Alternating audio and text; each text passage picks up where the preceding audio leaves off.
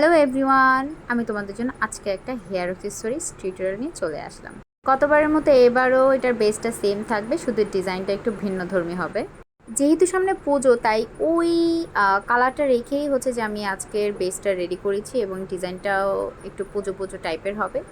কিন্তু এটা সকলেই পড়তে পারবে, বেবি থেকে শুরু করে বড় আপুরা পর্যন্ত তাদের খোপার মধ্যে হচ্ছে এই জিনিসটা ক্যারি করতে পারবে। আমি এটাকে সুইয়ের মাধ্যমে ছিদ্র করে নিয়েছি, কারণ আমার কাছে পাঞ্চ মেশিনটা নেই। তারপর আমি কড়িগুলো লাগিয়ে এখন একটা মিররের চারপাশে আমি সুতো বসিয়ে দেব।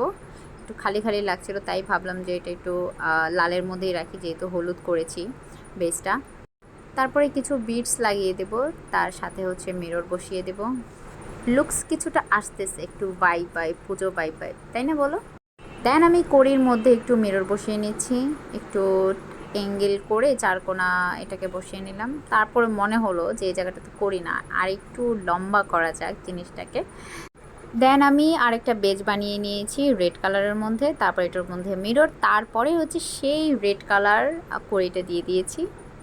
তারপর একটু পেইন্ট করা যাক। দেন আমি এইটার মধ্যে দুইটা চেইন দিয়েছি, দুইটা লেয়ারের চেইন ইউজ করেছি ফাইনাল লুকটা এখানে।